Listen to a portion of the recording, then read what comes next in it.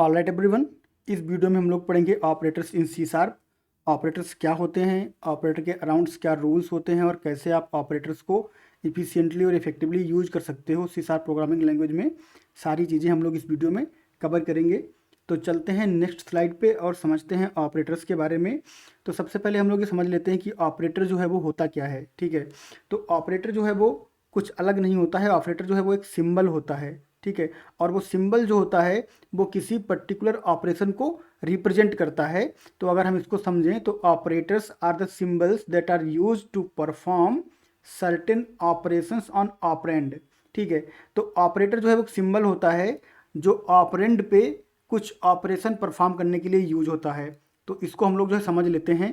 तो सबसे पहले हम लोग समझ लेते हैं कि यहाँ पे जैसे कि हम लोगों ने लिखा sum equal to A plus B.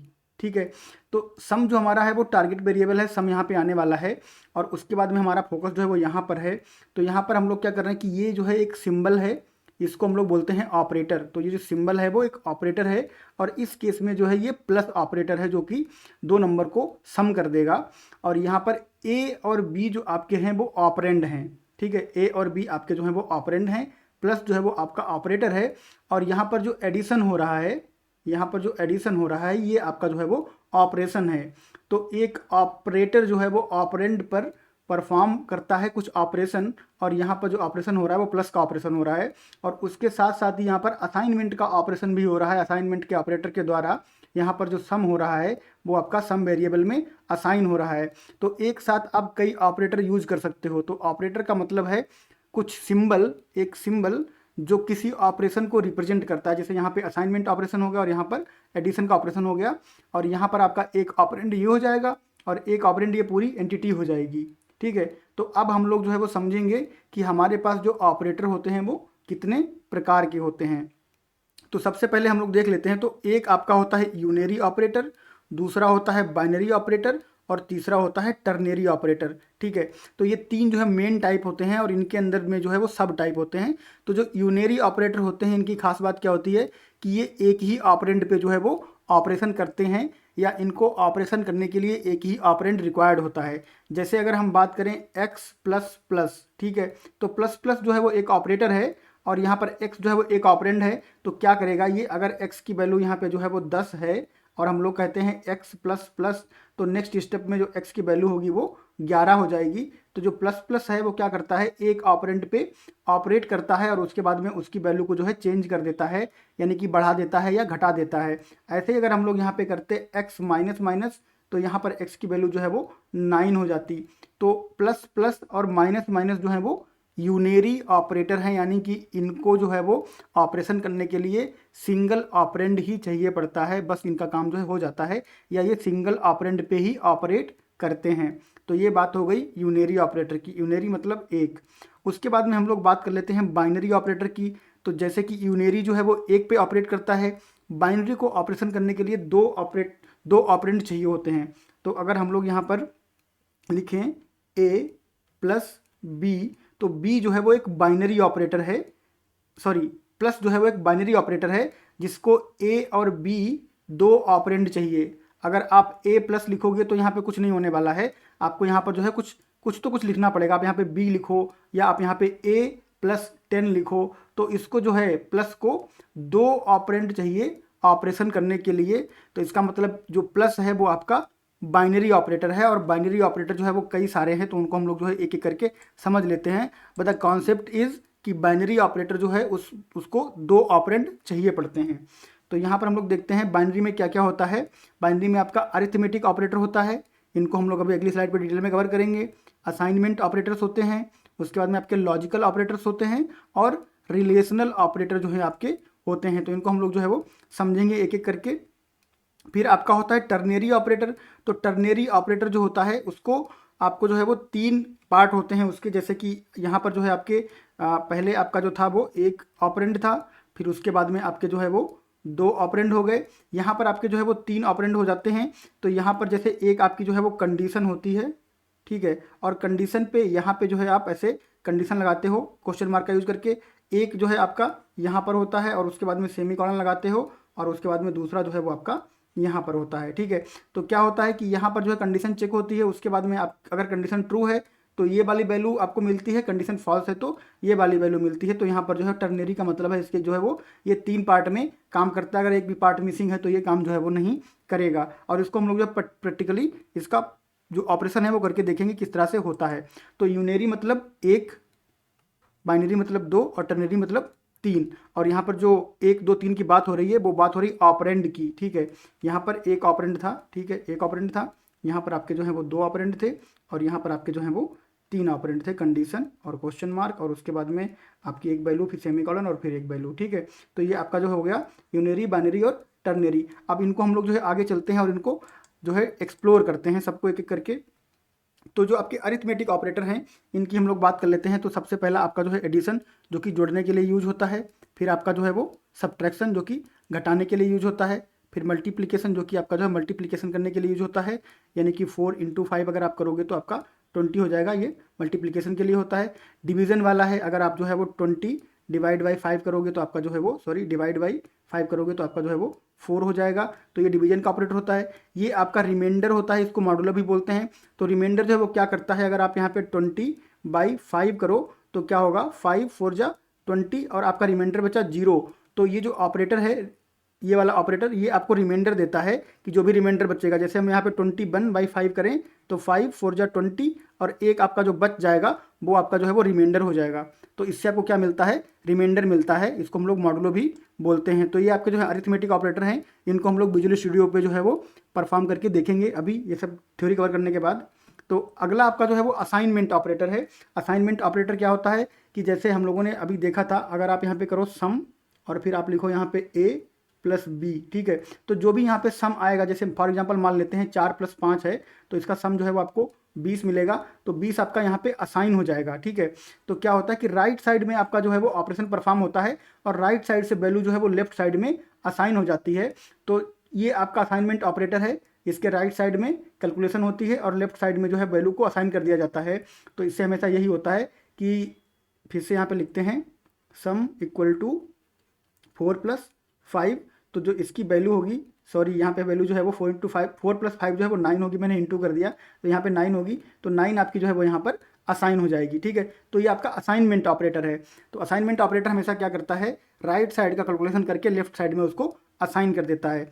ऐसे ही आपका जो है वो प्लस और असाइन होता है। ठीक है, तो प्लस और असाइन जो है वो क्या करता है, प्लस करता है और उसको जो है साथ में असाइन भी कर देता है। तो इसको हम लोग जो है वो समझ लेंगे।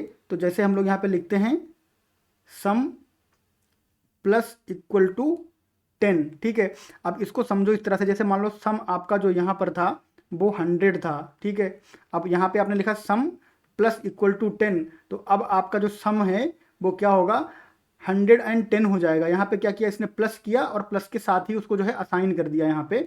तो एक ही लाइन में आपका जो है वो एडिशन और असाइनमेंट दोनों हो गए। अगर इसको हम लोग ब्रेक करके देखें तो इसका मतलब ये होगा कि सम आपका जो था यहाँ पर वो था 100, फिर आपने क्या किया, sum equal to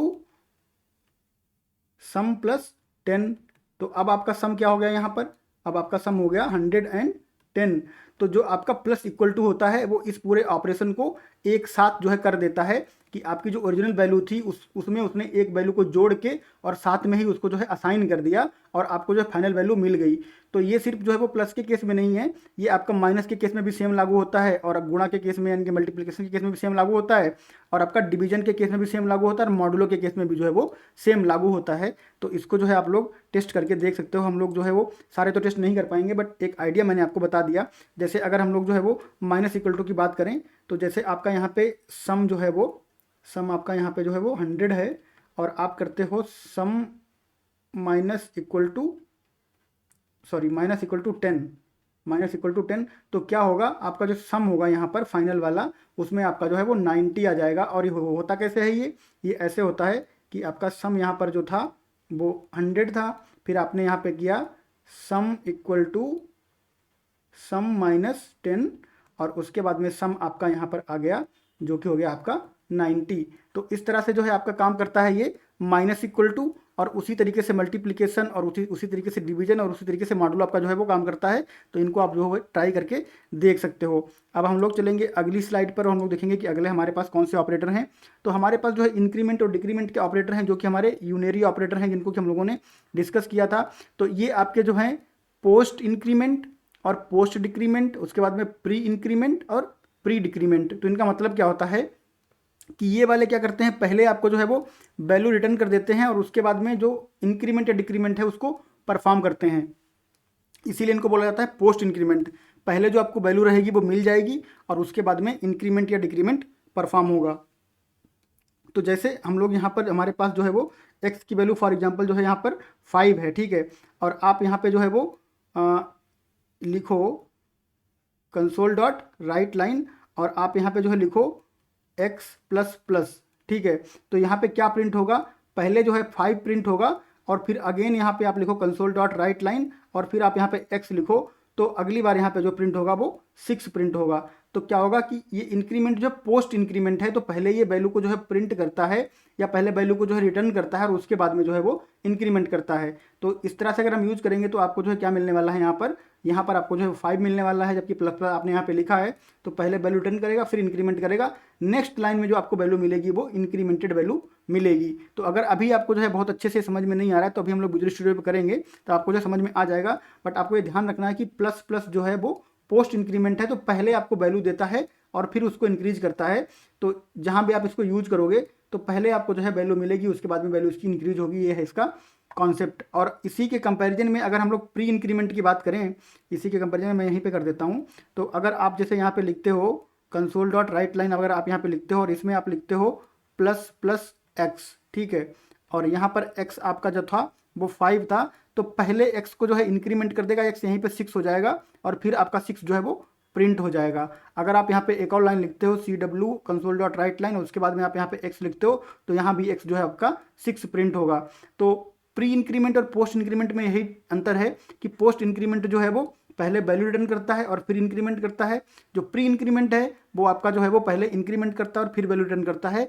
same concept goes for decrement. यहाँ पर पोस्ट डिक्रीमेंट का मतलब है कि पहले वैल्यू आपको सेम मिलेगी फिर डिक्रीज होगी, और यहाँ पर पहले डिक्रीज होगी वैल्यू फिर आपको वैल्यू मिलेगी, ठीक है। तो ये आपका इंक्रीमेंट डिक्रीमेंट में पोस्ट और प्री का कॉन्सेप्ट हो गया। अब हम लोग जो है आगे चलेंगे और आगे जो ऑपरेटर हैं उनकी बात करेंगे। तो यहाँ पर हमारे पास जो है लॉजिकल ऑपरेटर्स हैं। तो लॉजिकल ऑपरेटर में हमारे पास यहाँ पे एक एंड है जो कि हमारा लॉजिकल एंड है, और जो डबल एंड के साथ होता है वो कंडीशनल एंड होता है, ठीक है। ऐसे ही आपके पास पाइप सिंबल होता है जो कि आपका लॉजिकल और होता है, और जो डबल पाइप सिंबल होता है वो आपका कंडीशनल और होता है। और ये जो एक्सक्लेमेशन मार्क जैसा होता है इसको हम लोग बोलते हैं निगेशन ऑपरेटर। तो निगेशन ऑपरेटर का मतलब क्या होता है, अगर आपको वैल्यू ट्रू मिली हुई है और आपने यहाँ पे जो है वो निगेशन लगा दिया तो ये टोटल जो है वो आपका फॉल्स हो जाता है। और अगर आपको यहाँ पे जो है वो फॉल्स वैल्यू मिली थी और अगर आपने यहाँ पे निगेशन लगा दिया तो टोटल आपका जो है वो ये ट्रू हो जाता है। तो ये आपकी जो मतलब वैल्यू होती है, बुलियन वैल्यू ट्रू होती है तो उसको फॉल्स कर देता है, और फॉल्स होती है उसको ट्रू कर देता है, यानी कि निगेशन है जो भी रहता है उसको जो है वो ये रिवर्स कर देता है, ठीक है। तो ये तो निगेशन ऑपरेटर हो गया। अब हम लोग बात कर लेते हैं लॉजिकल एंड और लॉजिकल और की, ठीक है। तो जो लॉजिकल एंड आपका यहाँ पे है, लॉजिकल एंड क्या करता है, एंड के केस में क्या होता है कि अगर आपके पास कंडीशन जो है वो कंडीशन 1 और कंडीशन 2, आपके पास 2 कंडीशन है और आपने यहाँ पे जो है एंड लगाया हुआ है, ठीक है। तो अगर आपकी पहली कंडीशन जो है वो फॉल्स है, ठीक है, तो ये क्या करेगा, यहाँ से रिटर्न नहीं होगा, ये इस कंडीशन को भी चेक करेगा, चाहे ये फॉल्स हो चाहे ट्रू हो। बट कायदे से क्या होना चाहिए, अगर एंड के केस में ये कंडीशन अगर आपकी फॉल्स हो गई तो इसको चेक करने का मतलब नहीं बनता है, क्योंकि एंड का लॉजिक कहता है कि दोनों कंडीशन ट्रू होनी चाहिए। बट जो आपका लॉजिकल एंड होता है सिंगल एंड के साथ, अगर ये कंडीशन फॉल्स भी होती है तभी भी आपकी सेकेंड कंडीशन जो है वो इवेलुएट होती है। कंडीशनल एंड के केस में क्या होता है, अगर आपकी ये कंडीशन ये वाली जो है वो फॉल्स हो गई तो फिर ये कंडीशन जो है वो इवेलुएट नहीं करेगा। तो अगर आपकी रिक्वायरमेंट ऐसी है कि आप किसी भी केस में दोनों कंडीशन एग्जीक्यूट करवाना चाहते हो तो आप सिंगल वाला एंड यूज करोगे, और अगर आप चाहते हो कि एक भी कंडीशन अगर फॉल्स हो गई तो बाकी कंडीशन एग्जीक्यूट ना हो तो आप कंडीशनल एंड यूज करोगे जो कि आपका डबल एंड के साथ है। ऐसे ही लॉजिकल और आपका यहाँ पे होता है, आपकी यहाँ पे जो है वो कंडीशन 1 हो गई और फिर आपकी यहाँ पे जो है वो और कंडीशन जो है वो 2 हो गई। तो अगर ये कंडीशन ट्रू है तो और के लिए यहाँ पर इतना काफ़ी है कि any one of condition must be true. तो अगर ये कंडीशन ट्रू हो गई तो इसको नहीं चेक करना चाहिए, बट सिंगल पाइप वाला जो है वो इसको भी चेक करता है। तो ये कंडीशन ट्रू है तब भी जो है इसको चेक करेगा, पर कायदे से इसकी जो है रिक्वायरमेंट नहीं होती, क्योंकि अगर एक कंडीशन ट्रू है तो फिर दूसरी कंडीशन ट्रू हो ना हो फर्क नहीं पड़ता, क्योंकि और ऑपरेटर है। तो इसीलिए अगर आप यहाँ पे डबल पाइप के साथ कंडीशनल और यूज करते हो और अगर आपकी कंडीशन 1 जो है वो ट्रू है तो फिर ये दूसरी कंडीशन को जो है वो चेक नहीं करेगा, इसको जो है स्किप कर देगा। तो फिर अगेन आपकी रिक्वायरमेंट ऐसी है कि आप इन एनी कंडीशन आप जो है दोनों कंडीशन चेक करवाना चाहते हो तो आप सिंगल पाइप यूज करोगे, और अगर आप चाहते हो कि ये कंडीशन ट्रू है और उसके बाद बाकी कंडीशन का जो है वो मैटर नहीं करती हैं, तो आप क्या करोगे, यहाँ पर जो है वो डबल पाइप यूज करोगे। तो ये आपका जो है वो logical and, conditional and, logical और कंडीशनल और नेगेशन ऑपरेटर जो कि आपके लॉजिकल ऑपरेटर हैं, इनका जो है वो थ्योरी है। होपफुली आपको समझ में आया होगा, नहीं तो हम लोग भी प्रैक्टिकल करेंगे तो आपको जो है समझ में अच्छे से आएगा। और उसके बाद में हम लोग यहाँ पे देख लेते हैं कॉनकैटिनेशन ऑपरेटर।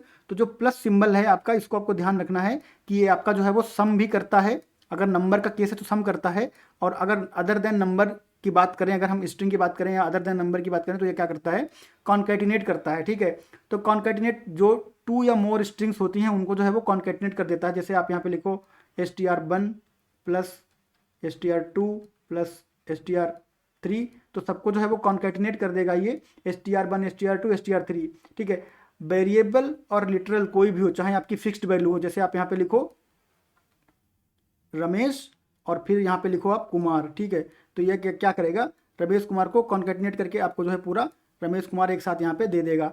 तो चाहे फिक्स वैल्यू हो और चाहे आपके जो है वो वेरिएबल हो, ये दोनों को जो है कॉन्कैटिनेट कर देता है, और ये कॉन्कैटिनेशन के लिए यूज होता है, इसलिए हम इसको बोलते हैं कॉन्कैटिनेशन ऑपरेटर। ठीक है, और ये क्या करता है, ये हमेशा आपको जो रिटर्न देता है वो स्ट्रिंग के फॉर्मेट में ही देता है। ये बात आपको जो है वो ध्यान रखनी पड़ेगी, जो कॉन्कैटिनेशन ऑपरेटर होता है उसका आउटपुट हमेशा आपको स्ट्रिंग के फॉर्मेट में मिलता है। तो अगर आप यहाँ पे जैसे लिखते हो हेलो प्लस वर्ल्ड, तो क्या मिलेगा आपको, हेलो वर्ल्ड। ठीक, अब यहाँ पे ध्यान देने वाली बात यह है कि ये हेलो वर्ल्ड के बीच में ये स्पेस जो है वो नहीं डालता है अपने आप, ऑटोमेटिकली स्पेस जो है वो नहीं डालेगा। Concatenation space will not be added automatically, in concatenation space will not be added automatically between 2 variables या लिटरल्स। तो 2 लिटरल या वेरिएबल के बीच में ऑटोमेटिकली स्पेस जो है वो ऐड नहीं करना पड़ेगा, आपको जो है मैनुअली स्पेस यहाँ पर ऐड करना पड़ेगा। तो मैनुअली का बोले तो या तो आप यहाँ पे W से पहले जो है एक स्पेस डालो, या हेलो के बाद एक स्पेस डालो, या फिर दोनों के बीच में यहाँ पे एक स्पेस डालो, तो वो जो है आपको यहाँ पे ऐड करना पड़ेगा। अदरवाइज हेलो वर्ल्ड जो है जम्बल्ड होकर एक साथ आएगा। जैसे आप यहाँ पे देखो योर एज और उसके बाद में आपके यहाँ पे 25, तो इसका जो वैल्यू आएगी या इसका जो आउटपुट आएगा वो इस तरह से आएगा कि 25 और एज के बीच में कोई स्पेस नहीं रहेगा। और कोई एक जो आपका यहाँ पर लिटरल या वेरिएबल होता है वो स्ट्रिंग टाइप का होना चाहिए कॉन्कैटिनेशन परफॉर्म करने के लिए, और इसका जो रिजल्ट आएगा वो आपका स्ट्रिंग टाइप में ही आएगा। तो ये आपका जो है वो कॉन्कैटिनेशन ऑपरेटर हो गया, जो कि प्लस सिंबल के साथ ही आता है, बट नंबर पर जो है वो सम करता है, और अदर देन नंबर जो आपकी स्ट्रिंग होती है वहाँ पे ये कॉन्कैटिनेशन करता है। और प्रीवियस प्रोग्राम्स में हमने जो है ये देखा भी है, जो भी हम लोगों ने सीरीज में किए हैं। अब हम लोग बात कर लेते हैं टर्नरी ऑपरेटर की या कंडीशनल ऑपरेटर की। इसको हम लोग बोलते हैं टर्नरी कंडीशनल ऑपरेटर, और इसका जो सिंबल होता है वो क्वेश्चन मार्क होता है, तो इसको हम लोग बोलते हैं टर्नरी ऑपरेटर। अब इसमें क्या होता है, एक कंडीशन आपकी यहाँ पे होती है, जब ये ट्रू वैल्यू कब रिटर्न करेगा, जब यहाँ पे ट्रू रहेगा तो एक वैल्यू रिटर्न करेगा ये वाली ट्रू के केस में, और फॉल्स के केस में ये वाली वैल्यू आपको जो यहाँ पे रिटर्न करेगा। तो जैसे यहाँ पे हम लोग लिखे हैं एज ग्रेटर देन 18, ये आपकी कंडीशन हो गई। ठीक है, एज ग्रेटर देन 18, और उसके बाद में यहाँ पे आपको क्वेश्चन मार्क लगाना है। ठीक है, ये वाला जो है मैं इसको मिटा देता हूँ फिर से, नहीं तो कन्फ्यूजन हो जाएगा। तो यहाँ पे मैं लिख देता हूँ, जैसे कंडीशन लिखते हैं हम लोग एज ग्रेटर देन 18, और आप लोग जानते हैं कि जो वेरिएबल है इसको आपको डिक्लेयर करना पड़ेगा, असाइन करना पड़ेगा, वो सब आप लोग समझ लो, क्योंकि हम लोग वो जो है पढ़ चुके हैं। यहाँ पर हम लोग खाली ऑपरेटर पे फोकस कर रहे हैं। तो एज ग्रेटर देन 18, तो आप यहाँ पे लिख सकते हो यू आर मेजर या अडल्ट। ठीक है, और उसके बाद में आप यहाँ पे जो सेमी कॉलन लगाओगे, एल्स में क्या लिख दोगे, यू आर माइनर। ठीक है, यू आर माइनर आप देख लेना यहाँ पे, यू आर माइनर यानी कि अभी जो है आप मेजर नहीं हुए हो, अभी आप जो है वो 18 साल से कम हो। तो यहाँ पे जो है अगर आप 18 साल से ज़्यादा हो तो आप यहाँ पे आओगे, और अगर 18 साल से कम हो तो आप इस कंडीशन में आओगे। और यहाँ पे जो है आप कंडीशन कैसी भी बना सकते हो, भी ग्रेटर देन है, आप ग्रेटर देन इक्वल टू भी यहाँ पे जो है वो लगा सकते हो, जैसा भी आपको उचित लगे, जो भी आपकी बिजनेस कंडीशन हो उसको आप यहाँ पे लगा सकते हो। तो इस तरह से आपका जो है वो टर्नरी कंडीशनल ऑपरेटर हम लोगों ने देख लिया है। अब हम लोग को क्या करना है, हम लोग को एक एक करके सारे ऑपरेटर जो है वो समझने हैं विजुअल स्टूडियो पे। तो हम लोग क्या करेंगे, चलेंगे विजुअल स्टूडियो पे और इसको हम लोग जो है वो समझेंगे। तो मैं विजुअल स्टूडियो जो है ओपन कर लेता हूँ और एक एक करके हम लोग सारे ऑपरेटर जो है वो समझना शुरू करेंगे। तो विजुअल स्टूडियो हम लोगों ने ओपन कर लिया है और यहाँ पर हमारे पास जो है एक कंसोल एप्लीकेशन है जिसको हम लोग यूज़ कर रहे हैं इस सीरीज में प्रोग्रामिंग समझने के लिए। तो अब हम लोग चलते हैं फर्स्ट स्लाइड पे और समझते हैं कि हमारे पास जो है वो क्या ऑपरेटर हमको हम लोग परफॉर्म करते हैं। तो सबसे पहले हमारे पास जो है यूनरी ऑपरेटर हैं, तो हम यूनरी ऑपरेटर की जो है वो बात कर लेते हैं। तो हम लोग आ जाते हैं विजुअल स्टूडियो पे और सबसे पहले हम लोग यहाँ पे क्या करने वाले हैं, यहाँ पे हम लोग बनाने वाले हैं एक variable int x equal to 10। ठीक है, अब यहाँ पे हम लोग क्या करने वाले हैं, यहाँ पे हम लोग करने वाले हैं CW। आप समझना कि जो यूनेरी का या प्री इंक्रीमेंट और पोस्ट इंक्रीमेंट का जो कॉन्सेप्ट है उसको आप समझना। तो सबसे पहले हम लोग बात कर रहे हैं पोस्ट इंक्रीमेंट की, तो हम लोग यहाँ पे कहेंगे x प्लस प्लस। ठीक है, ये हो गया। और इसके बाद में हम लोग जो है इस लाइन को डुप्लीकेट कर देंगे और यहाँ पर हम लोग सिर्फ जो है वो x को प्रिंट करवाएंगे और एक ब्लैंक लाइन दोनों के बीच में मैं यहाँ पे जो है वो डाल देता हूँ।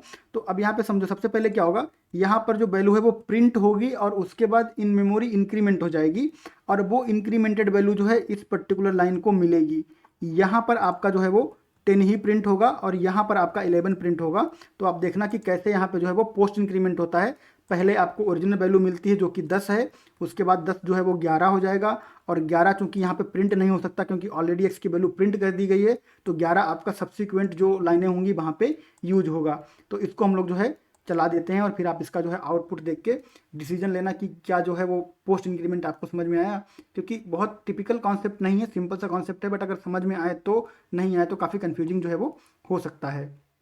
ठीक है, तो आप देखो ध्यान से, यहाँ पर पहली लाइन में जो है वो आपका 10 प्रिंट हुआ है, उसके बाद में एक ब्लैंक लाइन आई है और फिर आपका जो है यहाँ पर 11 प्रिंट हुआ है। तो इसको हम लोग बोलते हैं पोस्ट इंक्रीमेंट, यानी कि पहले आपको ओरिजिनल वैल्यू मिल गई और उसको मिलने के बाद जो वैल्यू है उसको इंक्रीमेंट किया गया। ठीक है, इंपॉर्टेंट कॉन्सेप्ट है, सिंपल कॉन्सेप्ट है, समझ में आ गया तो बहुत ईजी है, नहीं समझ में आया तो कन्फ्यूजिंग है। एक बार फिर से, पहले वैल्यू प्रिंट कर दी गई जो ओरिजिनल वैल्यू थी और उसके बाद में जो है उसको इंक्रीमेंट किया गया। अभी हम जो है ये हमारा था पोस्ट इंक्रीमेंट, इसके साथ में हम लोग आपको जो है वो प्री इंक्रीमेंट हम लोग देखते हैं। तो प्री इंक्रीमेंट और पोस्ट इंक्रीमेंट में आपको डिफरेंस जो है वो समझ में आ जाएगा। तो अब यहाँ पे क्या होने वाला है, यहाँ पे यहीं पे जो है वो वैल्यू को इंक्रीमेंट किया जाएगा पहले और फिर प्रिंट किया जाएगा। तो यहाँ भी आपको जो है 11 मिलेगा और यहाँ भी आपको 11 मिलेगा।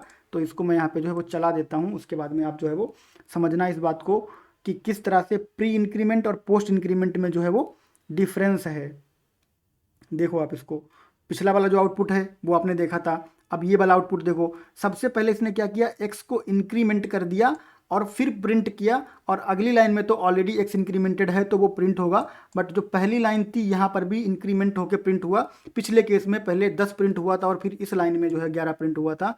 तो प्री इंक्रीमेंट और पोस्ट इंक्रीमेंट होपफुली आपको जो है वो समझ में आ गया होगा। Same goes for decrement as well, कि डिक्रीमेंट भी जो है आपका ऐसे ही होगा। अगर मैं यहाँ पे जो है डिक्रीमेंट आपको करके दिखाऊं तो देख लेना उचित रहेगा, तो मैं दिखा देता हूँ। यहाँ पे मैं माइनस माइनस करता हूँ, ठीक है। तो अब आप आइडिया लगा सकते हो कि यहाँ पे क्या होने वाला है। This is going to be 10 and this is going to be 9। ठीक है, तो यहाँ पे 10 होने वाला है और यहाँ पे 9 होने वाला है। और क्यों होने वाला है आपको जो है बात समझ में आ गई होगी, क्योंकि यहाँ पे हम लोग क्या कर रहे हैं, पोस्ट डिक्रीमेंट कर रहे हैं। और ये कॉन्सेप्ट इंपॉर्टेंट है बहुत ज़्यादा, जब आप बड़ा प्रोग्राम लिखते हो और आप ऐसी ऐसी चीज़ें जो है छोटी छोटी क्लियर नहीं होती हैं तो कन्फ्यूजन हो जाता है। तो देखो यहाँ पे जो है आपका क्या हो गया कि 10 का 10 आपको मिल गया और यहाँ पे आपको मिला 9 डिक्रीमेंट होके। ऐसे हम लोग प्री डिक्रीमेंट की जो है बात करें तो प्री डिक्रीमेंट में क्या होगा कि पहले ही आपका जो है वो डिक्रीमेंट हो जाएगा और उसके बाद में आपको वैल्यू मिलेगी। तो this is going to be 9 and this would remain same, क्योंकि ये तो बाद में प्रिंट हो रहा है। तो आप यहाँ पे देखोगे, मैं आपको जो है बहुत अच्छे से समझाने की कोशिश कर रहा हूँ, क्योंकि ये प्रोग्रामिंग के कॉन्सेप्ट अगर बेसिक वाले आपके क्लियर रहेंगे तो आप फिर जो है प्रोग्रामिंग अच्छे से कर पाओगे। तो यहाँ पे देखो आपको दोनों में जो है 9 मिल गया, ये आपका प्री डिक्रीमेंट है। तो प्री का मतलब पहले ऑपरेशन होगा फिर वैल्यू रिटर्न की जाएगी, पोस्ट का मतलब पहले वैल्यू रिटर्न की जाएगी फिर ऑपरेशन होगा। तो प्री और पोस्ट पे हम लोगों ने जो है काफ़ी डिस्कशन कर लिया और होपफुली जो है आपका कॉन्सेप्ट जो है वो क्लियर होना चाहिए। और अगर अभी भी आपको कोई डाउट रह जाए तो आप कमेंट बॉक्स में कमेंट करके पूछ लेना, कोई प्रॉब्लम जो है वो नहीं है, क्योंकि हम लोग सीखने की ही कोशिश कर रहे हैं। हम लोग अब बाइनरी की बात करेंगे, ठीक है। तो बाइनरी में हमारे पास अरिथमेटिक ऑपरेटर हैं, इनकी हम लोग बात कर लेते हैं फटाफट से। तो मैं यहाँ पे इंट ए बना लेता हूँ, इसको मैं दे देता हूँ, सॉरी इक्वल टू लगाना पड़ेगा 10, ठीक है। साथ ही अगर आप यहाँ पे जो है वो सेमी कॉलन नहीं लगाते हो, अगर कॉमा लगाते हो तो आप यहाँ पे फर्दर जो है वो सेम डेटा टाइप के वेरिएबल को डिफाइन कर सकते हो। तो एक साथ में आपका इंट ए और इंट बी हो गया, बट यहाँ पे आपको ध्यान ये रखना होगा कि दोनों जो है वो सेम डेटा टाइप के होंगे। ऐसा नहीं होगा कि आप एक ही लाइन में यहाँ पे जो स्ट्रिंग भी डिफाइन कर दो। तो इस तरह से आप मल्टीपल वेरिएबल भी जो है वो डिफाइन कर सकते हो। और उसके बाद में हम लोग यहाँ पे करेंगे इंट सम इक्वल टू आपका हो जाएगा ए प्लस बी। ठीक है, तो ये आपका सम हो गया। ऐसे ही हम लोग जो है वो कर लेंगे बाकी के ऑपरेशंस, जैसे कि आपके एडिशन और सब्ट्रैक्शन। तो मैं पेस्ट कर देता हूँ, फिर मैं इसको जो है सही कर लूँगा। यहाँ पे आपका रहेगा डिफरेंस, यहाँ पे आपका रहेगा मल्टीप्लिकेशन, यहाँ पे आपका रहेगा डिवीज़न, और अगला आपका जो रहने वाला है वो रहने वाला है आपका यहाँ पे रिमाइंडर। और रिमाइंडर आपका रहेगा ए मॉडुलो बी, और ये मॉडुलो का साइन नहीं है, मॉडुलो का साइन आपका जो है वो परसेंट वाला होता है, ये आपका है मॉडुलो का साइन। ठीक है, तो अब आप यहाँ पे देखो सम मिला, डिफरेंस मिला, और उसके बाद में आपको जो है वो मल्टीप्लिकेशन मिला, और उसके बाद में डिवीजन मिला, उसके बाद में रिमाइंडर मिला। अब ये ऐसे ही नहीं मिलेगा, यहाँ पे आपको अप्रोप्रिएट साइन भी लगाना पड़ेगा। अगर आप प्लस करके छोड़ दोगे तो आपको प्लस ही मिलेगा फिर। ठीक है, लिखने से नहीं होता है, आपको साइन भी अप्रोप्रिएट लगाना पड़ता है यहाँ पर। तो हम लोगों ने अप्रोप्रिएट साइन यहाँ पे लगा दिया है। और इसके बाद हम लोग क्या करने वाले हैं, यहाँ पे हम लोग करने वाले हैं CW। ठीक है, CW console dot right line के लिए आपका कोड स्निपेट है। अब यहाँ पे हम लोग लिखने वाले हैं कुछ लिटरल लिखेंगे।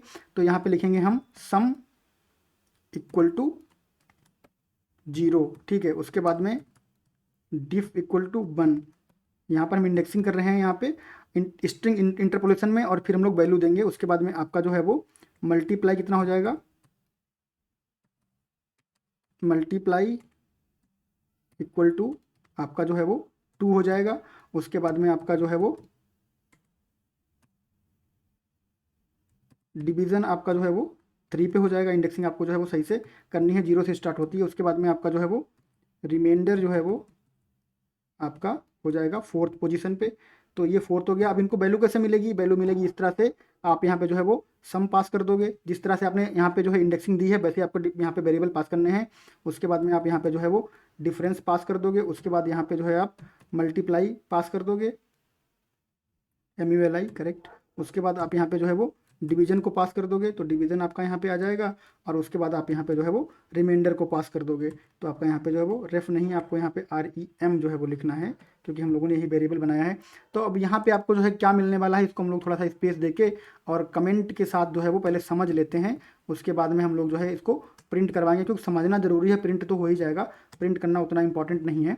तो यहाँ पे आपको जो रिजल्ट मिलने वाला है वो मिलने वाला है आपको 30। ठीक है, आपको पता है, क्योंकि 30 10 प्लस 20 30। यहाँ पर जो आपको रिजल्ट मिलेगा वो आपको मिलेगा -10। ठीक है, क्योंकि आपको यहाँ पे जो है वो बी आपका नेगेटिव है, तो आपको -10 मिलने वाला है। यहाँ पर जो है मल्टीप्लाई में आपको क्या मिलने वाला है, यहाँ पे आपको मिलने वाला है 200, क्योंकि 2 × 10 200 होगा। ठीक है, और उसके बाद में यहाँ पे जब आप डिवाइड करोगे तो A डिवाइड बाई B, तो 1/2 यानी कि 0.5 आपको यहाँ पे जो है वो मिलने वाला है। तो आप यहाँ पे लिख सकते हो 0.5, और चूंकि इंटीजर है तो ये पॉइंट जो है मे बी ये ड्रॉप हो जाएगा, तो आपको जो है वो 0 ही मिलेगा, तो इसको हम लोग समझ लेंगे। और यहाँ पर जो डिवीजन में आपको रिमाइंडर मिलेगा, वो रिमाइंडर आपको मिलेगा 1/2, तो आपको यहाँ पे जो है वो रिमाइंडर भी 0 मिलेगा, क्योंकि 1/2 हाफ बचेगा, तो रिमाइंडर भी आपको यहाँ पे जो है वो 0 मिलेगा। तो हम लोग इसको भी हम लोग जो है देख लेंगे, हमारा कैलकुलेशन है। उसके बाद में अब हम इसको प्रिंट करवाते हैं और देखते हैं कि हम लोगों को जो है वो क्या मिलता है, और उसको हम लोग अपने जो आउटपुट हम लोग कैलकुलेट किया उससे हम लोग इसको मैच करवाएंगे। तो यहाँ पे मैं इसको रख देता हूँ। तो सम हमारा जो है वो 30 है, उसके बाद में डिफरेंस -10 है, मल्टीप्लाई 200 है, रिमाइंडर हमारा जो है वो डिवीजन हमारा 0 है, और रिमाइंडर हमारा जो है वो 10 आया है। तो रिमाइंडर हमारा जो है वो 10 आया है यहाँ पर। तो किस तरह से आया इसको हम लोग जो है समझ लेते हैं। तो हम लोग चलते हैं PPT पे और इसको जो है समझ लेते हैं। तो यहाँ पे हम लोग जो है वो PPT पे आ जाते हैं और इसको जो है थोड़ा सा समझते हैं कि किस तरह से आपका रिमाइंडर जो है वो काम कर रहा है। तो हम लोगों ने लिया है यहाँ पर A = 10 और B = 20, और रिमाइंडर में हम लोगों ने लिया है A रिमाइंडर B, यानी कि 10 रिमाइंडर 20। तो रिमाइंडर में क्या है, ये जो है 10 को 20 से भाग दिया जाएगा यहाँ पे।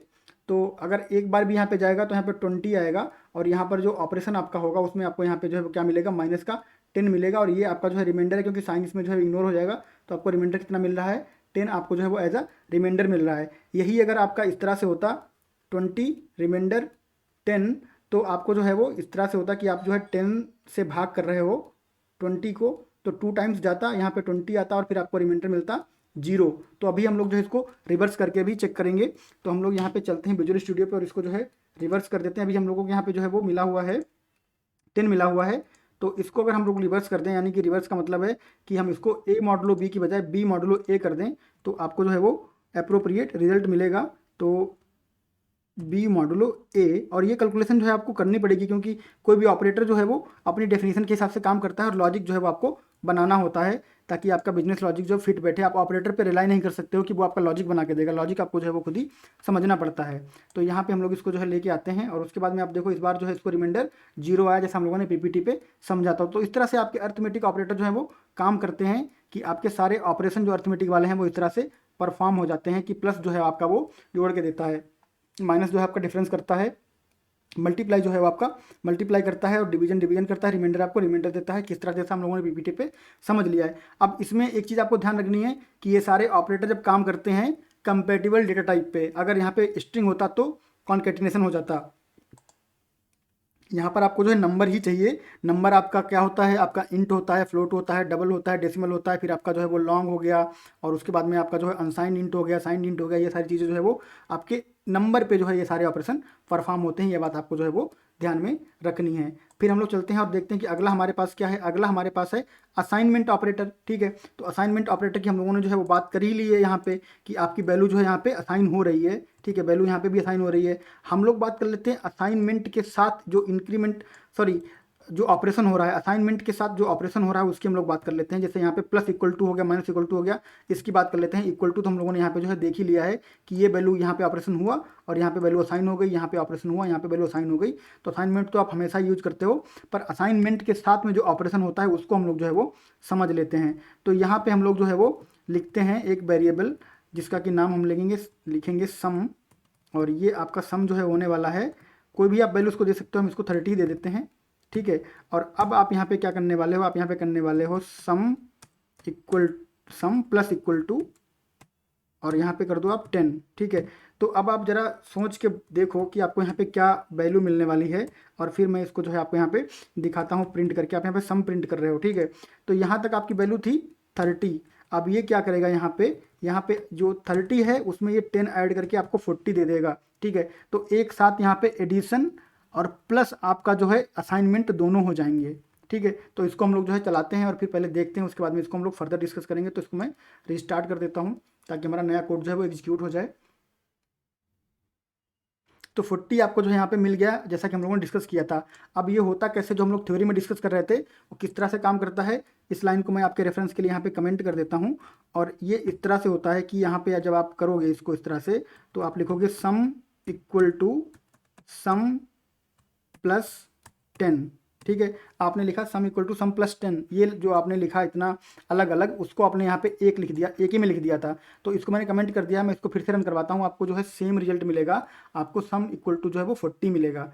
तो जैसी भी आपको रिक्वायरमेंट हो, दोनों तरीके से आप जो है वो यूज कर सकते हो।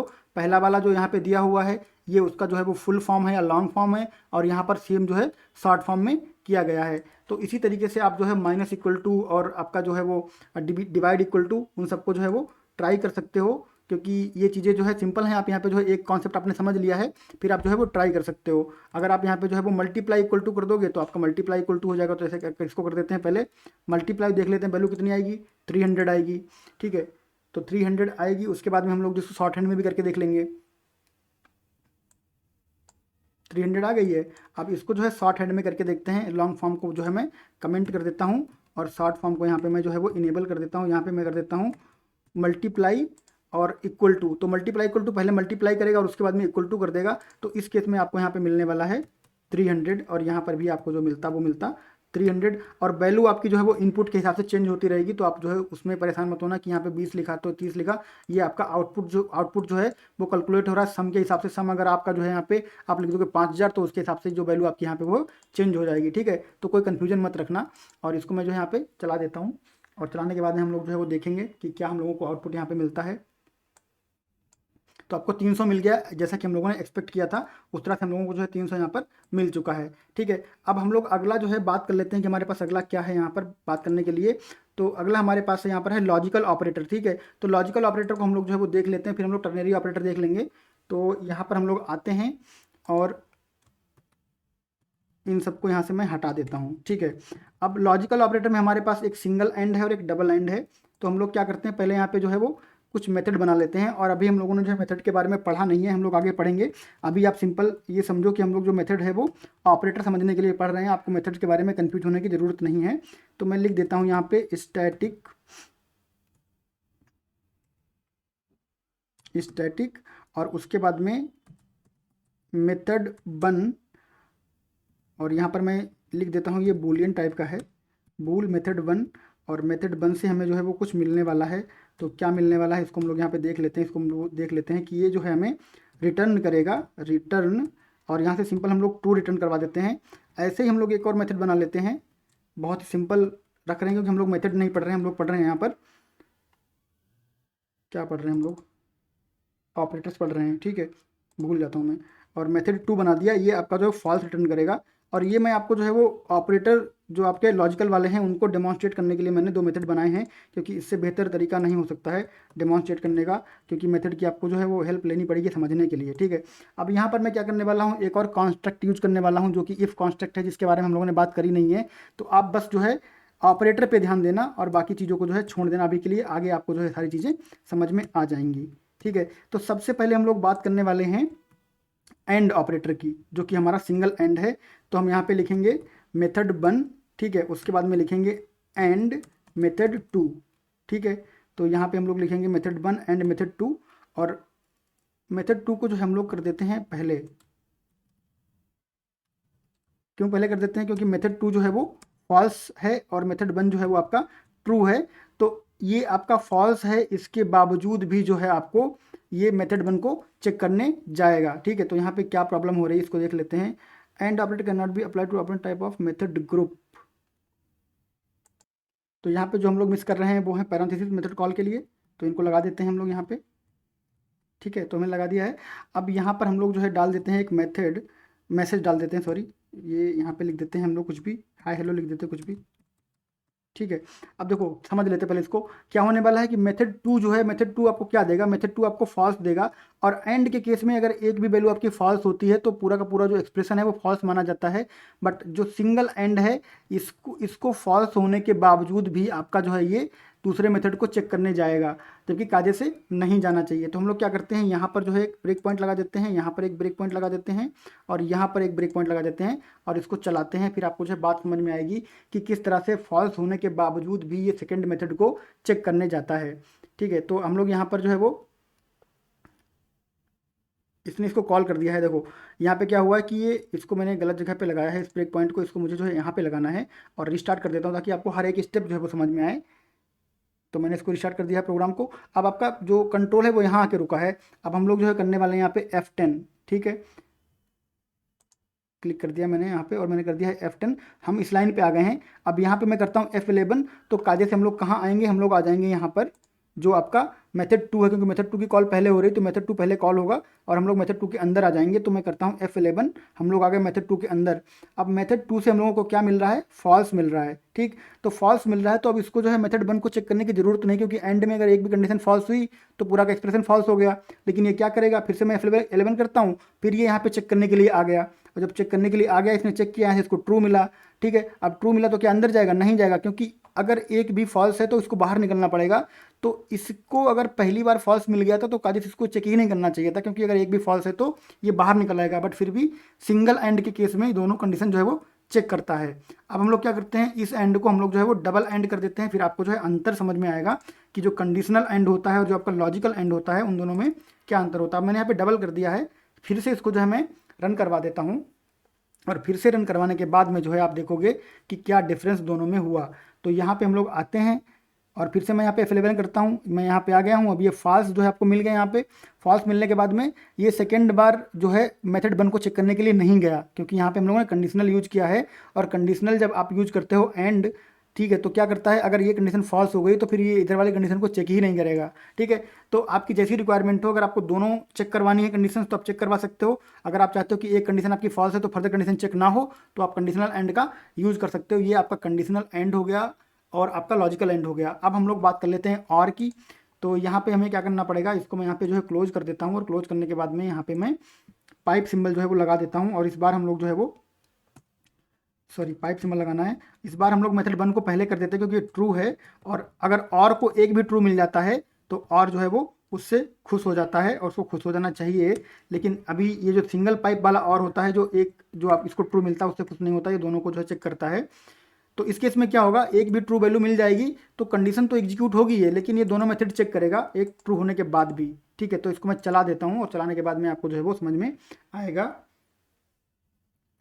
तो इसको जो है हम लोग यहाँ पर चलाते हैं और मैं आता हूँ यहाँ पे F10 करता हूँ, यहाँ पे मैं F11 करूँगा और यहाँ पे इसको एक ट्रू वैल्यू मिल गई है। अब कायदे से मेथड 2 में नहीं जाना चाहिए, लेकिन फिर भी मेथड 2 में जाएगा और मेथड 2 में जाने के बाद भी एक ट्रू है तो कंडीशन आपकी एग्जीक्यूट हो गई, ठीक है। कंडीशन आपकी यहाँ पे जो है वो एग्जीक्यूट हो गई। बट अगर हम लोग यहाँ पे जो है वो पाइप सिंबल लगा देते हैं, ठीक है, डबल पाइप लगा देते हैं। सिंगल पाइप आपका लॉजिकल और होता है और डबल पाइप आपका कंडीशनल और होता है। ऐसे ही सिंगल जो एंड होता है वो लॉजिकल एंड होता है और डबल एंड कंडीशनल एंड होता है। तो अब हम यहाँ पे जो चला देते हैं इसको, और फिर आप देखना अगर इसको एक भी जो है वो मिल गया ट्रू तो दूसरे को चेक करने नहीं जाएगा ये। तो यहाँ पे हम लोग जो है F10 करते हैं और फिर उसके बाद में F11 करते हैं। यहाँ पे इसको ट्रू मिल गया। अब ये फर्दर मेथड 2 में नहीं गया, इसने यहीं से जो है वो प्रिंट कर दिया। तो दोनों कंडीशन मैंने आपको दिखा दी हैं। आप जो है वो कोई भी कंडीशन नीड के हिसाब से यूज कर सकते हो, बट बेटर यही है कि आप जो है वो कंडीशनल यूज़ करो, क्योंकि अगर आपको और के केस में एक भी ट्रू मिल गया तो फर्दर चेक करने की जरूरत नहीं है, और अगर आपको एंड के केस में एक भी फॉल्स मिल गया तो फर्दर चेक करने की ज़रूरत नहीं है, ठीक है। तो ये आपका हो गया कंडीशनल और लॉजिकल एंड और। तो ये मेथड जो है इनको मैं यहाँ से जो है वो डिलीट कर देता हूँ। ये सब जो था वो समझाने के लिए था और होपफुली आपको जो है बात समझ में आएगी। और मेथड और इफ़ एल्स और एवरीथिंग हम लोग जो है वो आने वाले वीडियोज में डिटेल में कवर करेंगे। हम लोग बात कर लेते हैं कंडीशनल टर्नरी ऑपरेटर की, जो कि हमारा यहाँ पर लास्ट में था, कंडीशनल टर्नरी ऑपरेटर, ठीक है। तो इसकी बात कर लेते हैं। तो इसमें जो जैसे हम लोगों ने किया था तो वैसे हम लोग यहाँ पे आते हैं और यहाँ पे हम लोग करते हैं इंट एज इक्वल टू, और यहाँ पे मैं कर देता हूँ 20, ठीक है। दोनों हम लोग पहले बड़ा वैल्यू लेंगे, छोटा वैल्यू भी लेंगे। तो यहाँ पे आपको क्या लिखना है, यहाँ पे आपको लिखना है बूल, और यहाँ पे लिख दो आप मेजर, ठीक है, इक्वल टू, और आप यहाँ पे कंडीशन लगाओ age greater than equal to 18। तो आप यहाँ पे क्या करने वाले हो, आप यहाँ पे करने वाले हो ट्रू और या तो फॉल्स, ठीक है। तो क्या होने वाला यहाँ पे है, यहाँ पे ये होने वाला है कि अगर जो वैल्यू होगी वो आपकी यूज यहाँ पे चेक की जाएगी, और अगर ये वैल्यू आपकी जो है वो 18 से बड़ी है या उसके बराबर है तो ट्रू रिटर्न होगा, और नहीं तो फॉल्स रिटर्न होगा। यानी कि 18 से बड़ी है उसके बराबर है तो कैंडिडेट मेजर है, अदरवाइज कैंडिडेट जो है वो माइनर है। इसको आप फर्दर यहाँ पे इफ़ में जो है वो चेक कर सकते हो। अगेन हम लोग इफ़ के बारे में पढ़ेंगे, टेंशन बिल्कुल लेने की ज़रूरत नहीं है, ठीक है। और आप यहाँ पे जो है वो एल्स लगा सकते हो इस तरह से, ठीक है। ये सारी चीज़ें जो है आप समझ जाओगे। तो यहाँ पे मैं लिख देता हूँ CW और उसके बाद में मेजर, और उसके बाद में यहाँ पे CW, और उसके बाद में यहाँ पे आप लिख लो माइनर, ठीक है। स्पेलिंग देख लेना, कोई प्रॉब्लम नहीं है। तो अब हम लोग इसको चलाएंगे तो यहाँ पे क्या होगा, यहाँ पे आपको जो है ऑलराइट यहाँ पे जो हमारा ये लगा हुआ है, तो मैं एक लाइन करके आपको जो समझा देता हूँ यहाँ पे। तो एक बार ये एग्जीक्यूट होकर आ जाए और हमारा कंट्रोल यहाँ पे रुक जाए, सबसे पहले क्या होगा, इंट को यहाँ पे जो है वो वैल्यू मिल जाएगी 20, और उसके बाद में यहाँ पे जो है कंडीशन चेक होगी। तो एज जो आपका यहाँ पे है उसको 20 मिल गया, ठीक है। अब कंडीशन चेक होगी तो कंडीशन इस केस में ट्रू है, 20 जो है आपका 18 से बड़ा है, तो कंडीशन आपकी चेक होगी। तो यहाँ पे आपको क्या मिलेगा, यहाँ पे आपको मिलेगा ट्रू, तो ट्रू रिटर्न हो गया। अब अगर आपकी वैल्यू ट्रू है तो आपका मेजर यहाँ पे जो है वो प्रिंट हो जाएगा।